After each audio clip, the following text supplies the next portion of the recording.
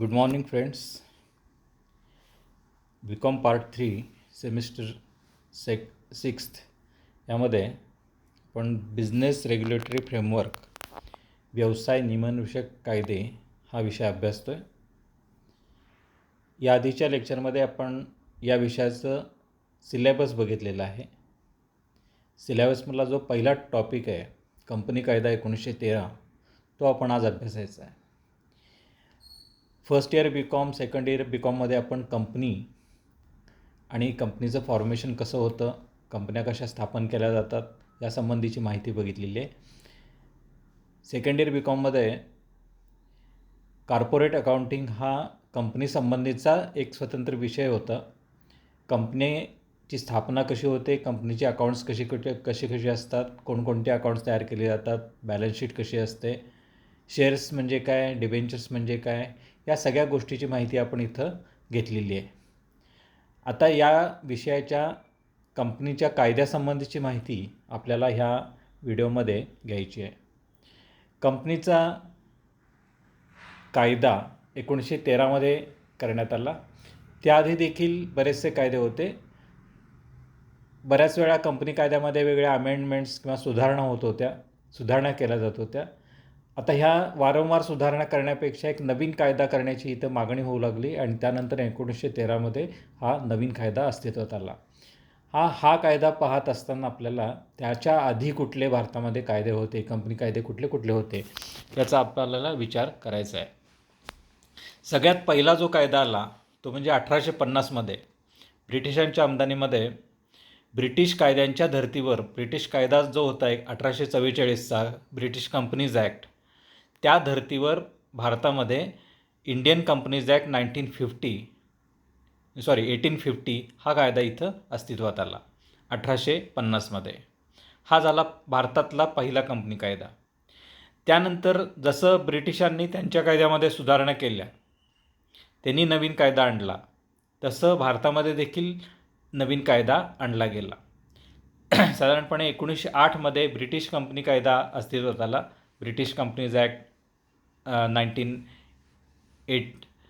त्यानंतर त्याच आधारे 1913मध्ये इंडियन कंपनीज ॲक्ट हा अस्तित्वात आला. ह्या झाले साधारणपणे आपल्या स्वातंत्र्यापूर्वीचे हे दोन कायदे, इंडियन कंपनीज ॲक्ट 1850 आणि इंडियन कंपनीज ॲक्ट 1930. त्यानंतर खऱ्या अर्थानं आपला भारतीय म्हणता येईल असा कायदा जो अस्तित्वात आलेला आहे तो 1956चा the Indian Companies Act 1956. 1 April 56 रोजी हा कायदा इथं अस्तित्वात आला, मंजूर झाला आणि अस्तित्वात आला. आणि त्यानंतरच्या बऱ्याचशा कालावधीमध्ये त्याच्यामध्ये फक्त वेगवेगळ्या सुधारणा केल्या गेल्या, अमेंडमेंट केल्या गेल्या.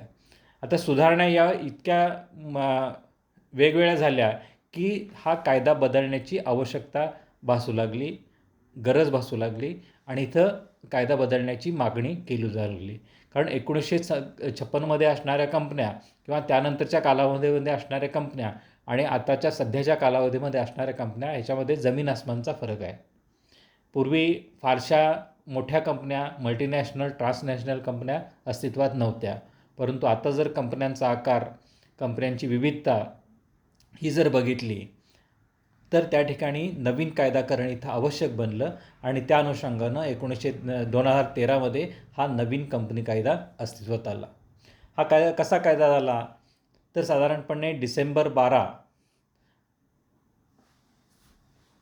18 डिसेंबर 12मध्ये लोकसभेमध्ये हा कायद्याचं बिल आहे ते पारित झालं. आपल्याकडं माहिती आहे सिस्टीममध्ये आपल्याला पहिल्यांदा लोकसभेमध्ये पारित करावं लागतं, नंतर राज्यसभेमध्ये ते बिल न्यायला लागतं आणि ते राज्यसभेमध्ये मंजूर झाल्यानंतर त्या बिलाचं कायद्यामध्ये रूपांतर होत असतं. तर अशा पद्धतीनं पहिल्यांदा 12मध्ये मांडला गेला. हा 12मध्ये जर राज्यसभेमध्ये असता तर आपण काय म्हटलं असतं, त्याला कंपनीज ॲक्ट 2012 म्हटलं असतं. परंतु ज्यावेळी राज्यसभेमध्ये तो पारित झालेला आहे ऑगस्ट 8, 2013ला, त्यावेळी या ठिकाणी त्याचं प्रत्यक्ष कायद्यामध्ये रूपांतर झालं. म्हणून हा कायदा आज कंपनीज ॲक्ट 2013 या नावानं ओळखला जातो. आता या कायद्यामध्ये काय काय आहे तर त्या ठिकाणी 470 वेगवेगळे सेक्शन आहेत. या कायद्यामध्ये, नवीन कायद्यामध्ये 470 सेक्शन आहेत. चॅप्टर्स, ज्याला भाग म्हणतो आहे कायद्याचे आपण, ते 29 भागामध्ये हा कायदा विभागला गेलेला आहे. शेड्यूल, जी वेगवेगळी शेड्यूल्स असतात, वेगळी, त्याला मराठीमध्ये परिपत्रक असं म्हटलं तर शेड्यूल असं म्हटलं तर ती 7 प्रकारची शेड्यूल इथं आहेत. आणि हा कायदा सप्टेंबर 12मध्ये, ऑगस्टमध्ये राज्यसभे मंजूर झाल्यानंतर त्याचं प्रत्यक्ष कायद्यामध्ये रूपांतर सप्टेंबर 12पासून हा लागू केला गेला. 2013, सप्टेंबर 12, 2013पासून हा कायदा इथं लागू झालेला आहे. आता 1956चा कंपनी कायदा आणि 2013चा कंपनी कायदा याच्यामध्ये काय फरक आहे हा आपण बघूया. 1956चा जो कायदा होता त्याच्यामध्ये 13 भाग होते. 13 भागामध्ये हा कायदा विभागलेला होता. आणि आत्ताचा जो नवीन कायदा आहे 2013चा, तो 29 चॅप्टरमध्ये, चॅप्टरची संख्या इथं वाढलेली आहे. पूर्वी ते चॅप्टर मोठे होते, ते इथं चॅप्टर, वेगळे चॅप्टर इथं छोटे केले गेलेले आहेत. त्यानंतर कलमांची संख्या, पूर्वीची जी कलमं होती, सेक्शन जे होते कायदा हा याच्यामध्ये शेड्यूलमध्ये असतो, पार्ट्समध्ये असतो आणि सगळ्यात शेवटी कलमामध्ये असतो. तर त्या ठिकाणी 658 सेक्शन होते जुन्या कायद्यामध्ये. नवीन कायद्यामध्ये मात्र सेक्शनची संख्या इथं कमी झालेली आहे. 470 सेक्शनमध्ये हा कायदा इथं विभागला गेलेला आहे. त्यानंतर जुन्या कायद्यामध्ये 15 शेड्यूल होते, नवीन कायद्यामध्ये मात्र फक्त 7 शेड्यूल आहेत. तर अशामध्ये पद्धतीनं हा फरक आहे. हा नवीन कायदा जो आहे तो कॉम्पॅक्ट स्वरूपाचा, परंतु जास्त डिटेल, कॉम्पॅक्ट म्हणजे याची शेड्यूलची संख्या कमी आहे, चॅप्टर्स जरी कमी असले, सेक्शन जरी कमी असले, तरी डिटेल्ड स्वरूपाची माहिती आपल्याला या कायद्यामध्ये मिळते. म्हणून ह्यानंतरच्या, त्या आधीच्या ज्या कंपन्या स्थापन झालेल्या आहेत आणि आता यानंतरच्या 2013 नंतर स्थापन झालेल्या आहेत कंपन्या, त्या सगळ्या कंपन्यांना आत्ताचा हा नवीन कायदा इथं लागू होणार आहे. म्हणजे ज्यावेळी कायद्यामध्ये बदल होतो त्यावेळी नवीन कायदा त्या कंपन्यांकरता किंवा त्या विशिष्ट परिस्थितीमध्ये लागू होत असतो. आता या कायद्यानुसार आपल्याला कंपनी म्हणजे काय हे इथं बघायचं आहे. What is mean by company? कंपनीची व्याख्या अशी केली जाते, a company can be defined as an artificial person, invisible, intangible, created under law with a discrete legal entity, perpetual succession and a common seal. अशा पद्धतीनं कंपनी कायद्यानुसार कंपनीची व्याख्या केली जाते. ही व्याख्या असली तरी प्रत्यक्ष कंपनी कायदा 2013मध्ये काय व्याख्या आहे ती आपण बघूया. A company incorporated under Companies Act 2013 or under any of the previous laws relating to companies. म्हणजे कंपनी कायदा 2013 किंवा त्याआधीच्या कंपनी कायद्यानुसार स्थापन झालेली जी कंपनी आहे त्याला कंपनी असं म्हटलेलं आहे. मराठीमध्ये ती व्याख्या पुढील प्रमाणे आहे बघा. कंपनी म्हणजे कंपनी कायदा 2013 किंवा पूर्ववर्ती कंपनी कायद्याअंतर्गत संस्थापित कंपनी होय. ही जरी व्याख्या कायद्यामध्ये आपल्याला दिली असली तरी देखील कंपनी म्हणजे काय, तर त्या ठिकाणी वरील जी पहिल्यांदा जी आपण व्याख्या बघितली, it is an artificial person, it is invisible, intangible, created under law with a discrete legal entity, perpetual succession आणि कॉमन सील. ही कंपनीचे वैशिष्ट्य आहेत. त्यानुसार स्थापन झालेलं आस्थापना कुठली असेल त्याला कंपनी असं म्हटलं जातं. आपण जर त्या कंपनीची वैशिष्ट्य बघितली तर त्या ठिकाणी आपल्याला लक्षात येईल कंपनी म्हणजे काय. It is a corporate personality. Company म्हणजे कायद्यानुसार स्थापन झालेली आस्थापना असते, म्हणजे व्यवसाय असतो. ही कायद्यानुसार स्थापन झालेला व्यवसाय आहे, कॉर्पोरेट पर्सनॅलिटी. दुसरं जे वैशिष्ट्य आहे ते म्हणजे कॉमन सील. आपण सही करतो, आपण समजा एखादं डॉक्युमेंट आपल्याला करायचं आहे तर आपली सही प्रामाण्य मानली जाते. तसंच त्या ठिकाणी कंपनीच्या दृष्टीनं कंपनी ही आर्टिफिशियल पर्सन असल्यामुळं, अदृश्य स्वरूपाचं या ठिकाणी संस्था असल्यामुळं त्याला या ठिकाणी सही करण्याचा अधिकार नसतो. त्याच्याऐवजी कंपनीचं सील जे असतं, जे शिक्का जो आहे तो या ठिकाणी सहीचं काम इथं करत असतो. म्हणजे प्रत्येक कंपनीला एक कॉमन सील किंवा एक शिक्का असतो. त्या ठिकाणी त्या शिक्क्यानुसार ती कंपनी व्यवसाय इथं करू शकते, कुठलाही कॉन्ट्रॅक्ट करू शकते. त्यानंतर तिसरं जे वैशिष्ट्य आहे ते म्हणजे लिमिटेड लायबिलिटी. बऱ्याच वेळा लिमिटेड लायबिलिटी म्हणजे काय हे लक्षात येणं लक्षात आलं पाहिजे आपल्याला.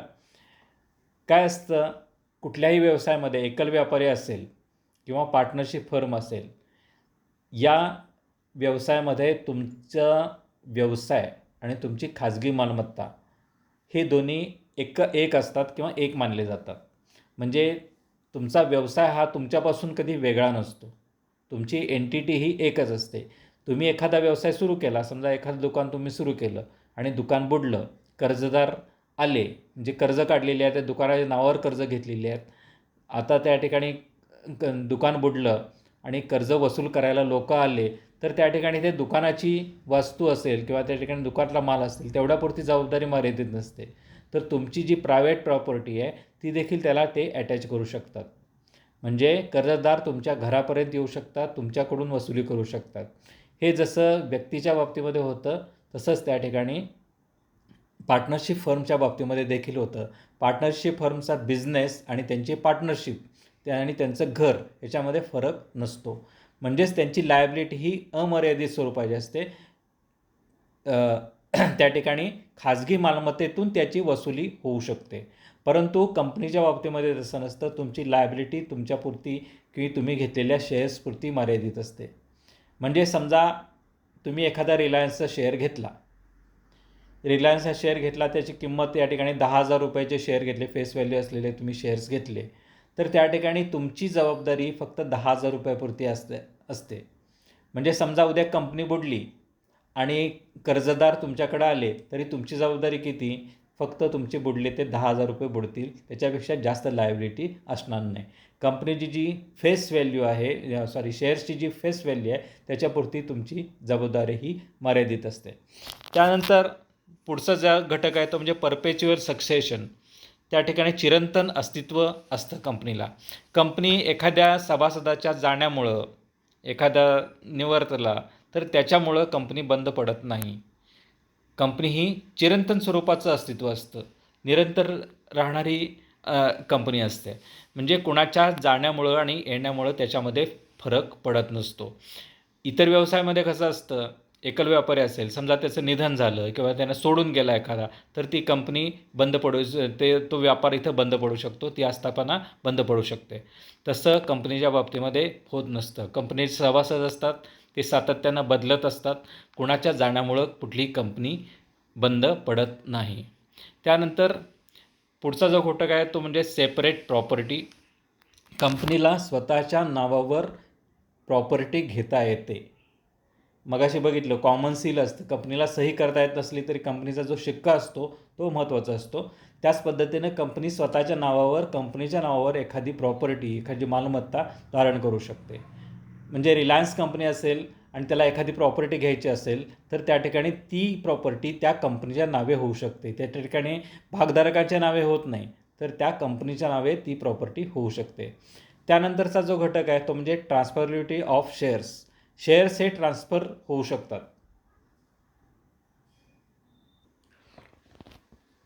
त्यानंतरचा जो घटक आहे वैशिष्ट्यामधला तो म्हणजे ट्रान्सफरबिलिटी ऑफ शेअर्स. कंपनीचे जे भाग असतात ते हस्तांतरित होऊ शकतात. म्हणजे भागधारक हे चिरंतन असत नाहीत, तर त्या ठिकाणी ज्यावेळी फायदा होत असतो त्यावेळी भाग हे दुसऱ्याच्या नावावर केले जातात, दुसऱ्यातून तिसऱ्याच्या नावावर होऊ शकतात. म्हणजे भागांची अदलाबदल होऊ शकते. जे कंपनीचं जे कॅपिटल आहे ते हे सातत्यानं बदलत असणारं कॅपिटल असतं. कंपनी कायम असते परंतु भागधारक हे कंपनीचे बदलत असतात. आणि त्यानंतरचा जो घटक आहे तो म्हणजे company capacity to sue and be sued. म्हणजे कंपनीवर एखादा व्यक्ती किंवा दुसरी कंपनी खटला दाखल करू शकते किंवा कंपनीला दुसऱ्या कंपनीवर किंवा दुसऱ्यांवर खटला दाखल करता येतो. म्हणजे व्यक्तीच्या बाबतीमध्ये समजा एकल व्यापारी आहे आणि त्याला कोणाला तरी खटला दाखल करायचा आहे, तर त्या ठिकाणी एकल व्यापाऱ्याला स्वतःच्या नावावर तो खटला दाखल करायला लागतो. म्हणजे स्वतः त्या ठिकाणी पार्टी व्हायला लागतं. परंतु कंपनीच्या बाबतीमध्ये तसं नसतं. कंपनी स्वतः दुसऱ्यावर खटला दाखल करू शकते. त्याच पद्धतीनं कंपनीवर देखील खटला दाखल केला जाऊ शकतो. तर अशा पद्धतीनं ही काही वैशिष्ट्ये आहेत.